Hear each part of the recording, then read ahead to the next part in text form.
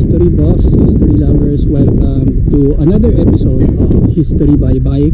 And ang episode natin ngayon ay in commemoration sa 24th cityhood founding anniversary or cityhood anniversary ng Calamba. Nandito tayo ngayon sa downtown Calamba. I-feature natin yung mga lumang structures dito.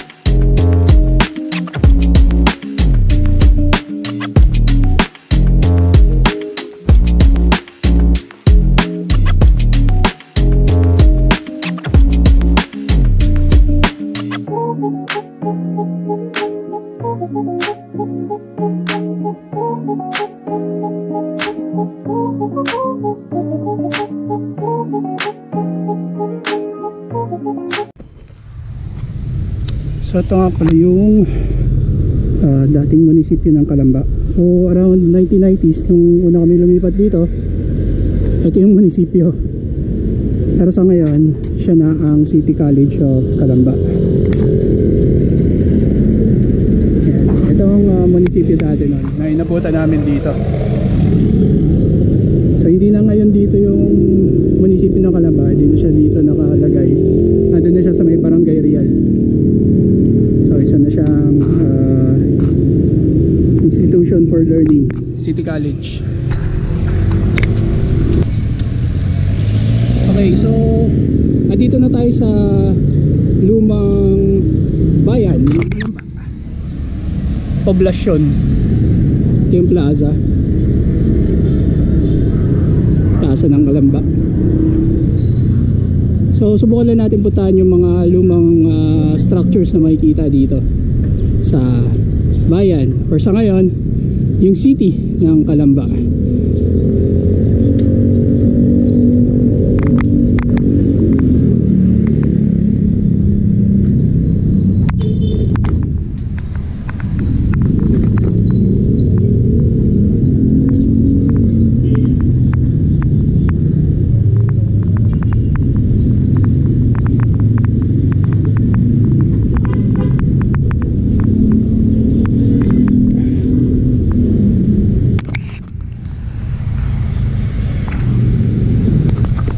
So ito yung lumang church dito sa Calamba, St. John the Baptist.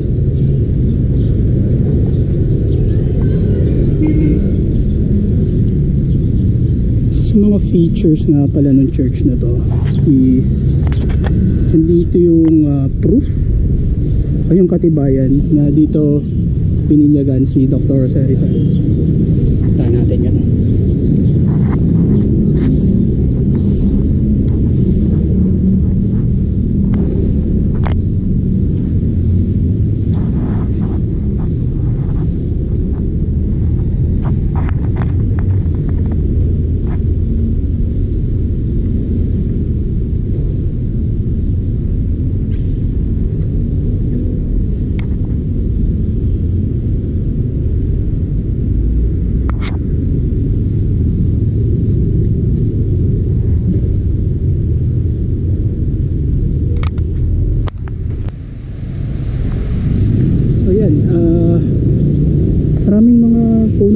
akasya dito.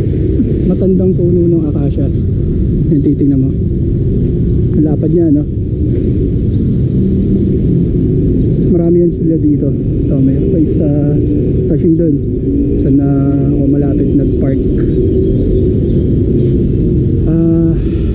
So, itong church na to, mga around 1859 na. 1859 siya napagawa talaga. Pero na-establish na yung parokya dito ng mga Franciscans 1779, hindi ako nagkakamali.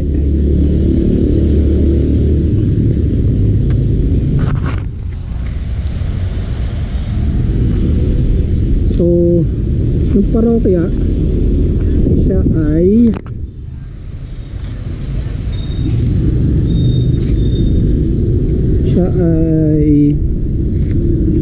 pinamahalaan una ng mga Jesuits. So yung mga Jesuita, sila yung unang nag-establish ng parokya, and then sumunod na lang yung mga Franciscans.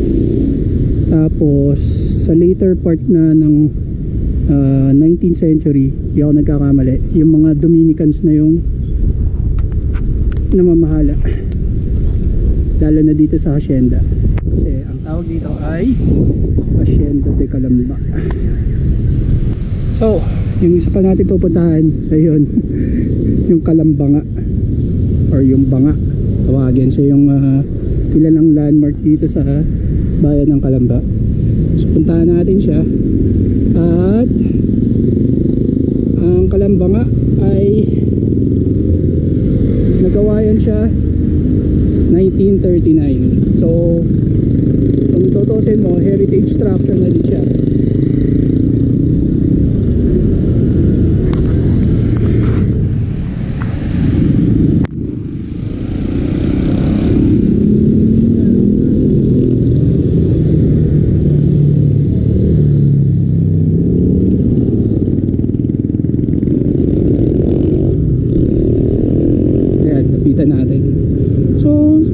Ang panahon, pabago-bago din yung itsura nung ano dito yung layout dito sa labas. Mga nakaraang taon, so bukas yan, wala to, yung mga pergola. So parang ginawa yan nung panahon ng pandemic. Ayan, tapos na siya. So yan ang Calambanga. Nakalagay dyan mapa, iba't ibang barangay ng Calamba, nakalagay yan dyan. So ito yung representation nga pala nung sinasabi nung sa legend nung pangalan ng Calamba. Siya yung babae na tinanong ng isang Espanyol kung anong tawag sa lugar, pero hindi niya alam yung tinatanong ng Espanyol. Ang sinagot niya kung ano yung hawak-hawak niya, which is yung banga, yung Calambanga. So mga clay pot, kalan, stove, siya yung nakalagay sa malapit sa lutuan sa kalan. So andyan yung mga pangalan ng mga iba't ibang barangay ng Calamba: Parian, San Cristobal, Banlic, Mahada, Palo Alto, Canlubang ang pinakamalaking barangay sa Calamba.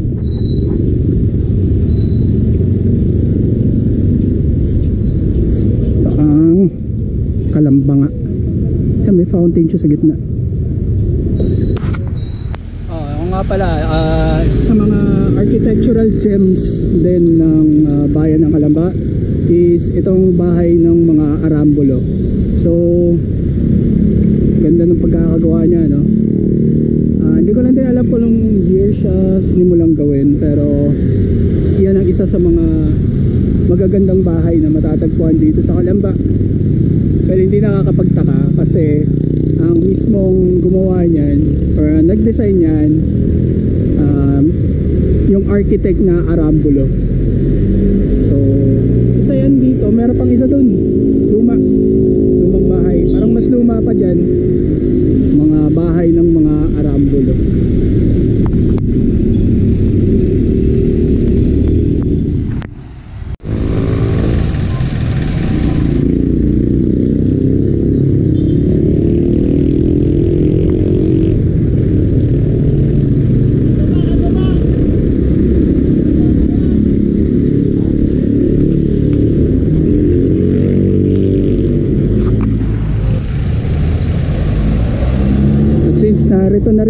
dito sa downtown Calamba or yung poblasyon, ibisitahin na rin natin yung Rizal Shrine. So Calamba Rizal Shrine. Yan. So part din siya ng cultural taka historical legacy ng Calamba. Birthplace of Dr. Rizal. Yun yung marker. 1951 installed.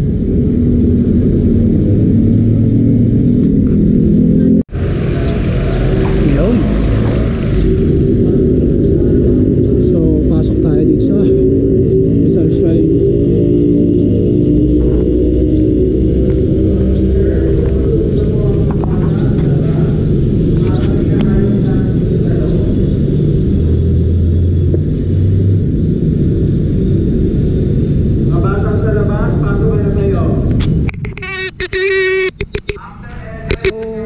Dito tayo ngayon sa Rizal Shrine. Ito yung tinatawag na bahay ni Rizal dito sa Calamba. So merong renovation na nangyayari ngayon dito. So hindi natin mapapasok yung loob. Pero dito backyard. Ito yung kubo. Reconstruction ng kubo na pinaglalaruan nila Rizal nung bata siya, yung mga kapatid niya. So malaking pamilya yan sina Rizal, marami siyang kapatid na babae, tapos yung kuya niya saka siya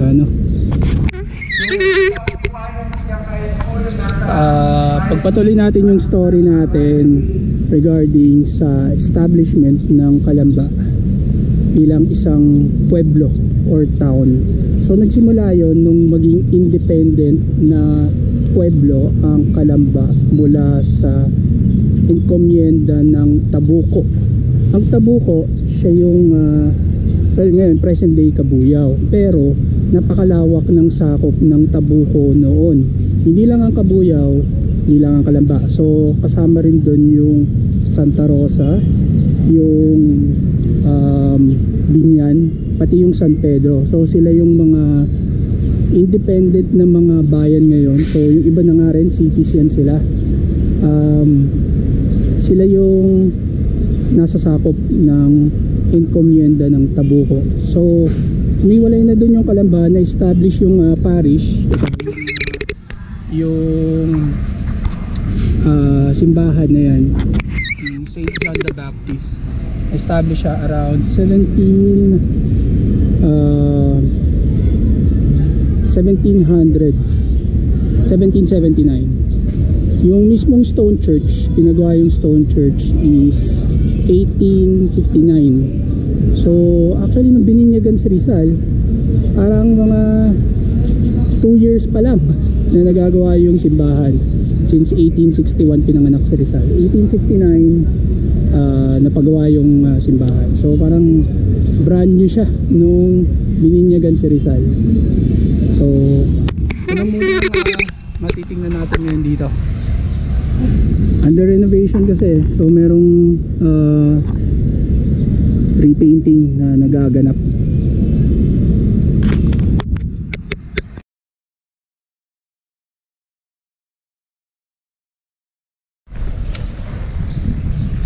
So ang susunod na destination natin ay yung parte ng Calamba na ito na yung medyo modern na parte ng Calamba. So around 2000s nilipat na yung munisipyo. May ginawang bagong munisipyo dito sa may Barangay Real, at nandito tayo ngayon. Taan natin siya. So around 2000s nagawa na yon yung bagong munisipyo ng Calamba. Malaki siya. Malaking structure siya. So eto na yon.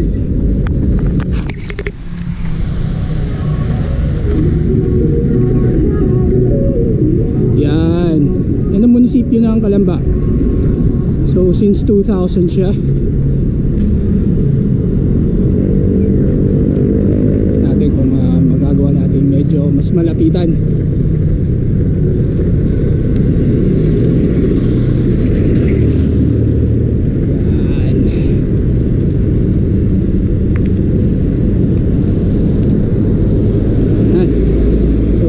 Hall.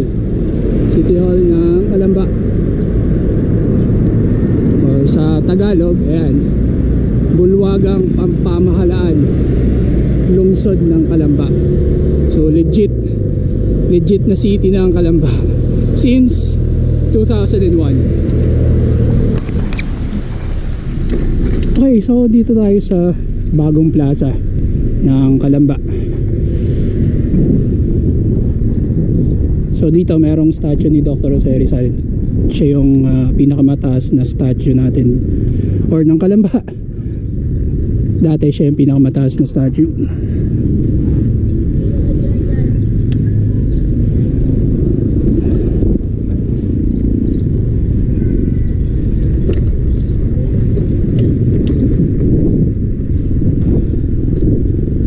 At sa pangbagong structure.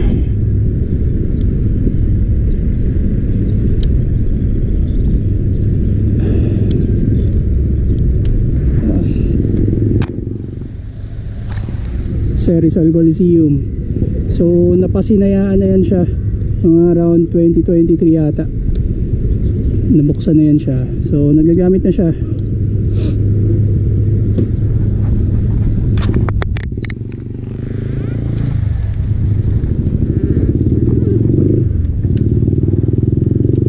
So ito yung plaza. I think Plaza Rizal yung pangalan niya. So yun yung munisipyo. So ito yung bagong section ng Calamba relatively sa history niya.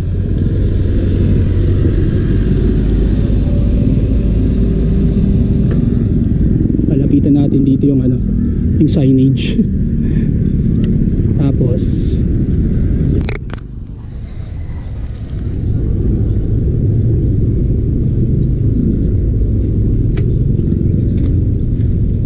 signage ng Calamba.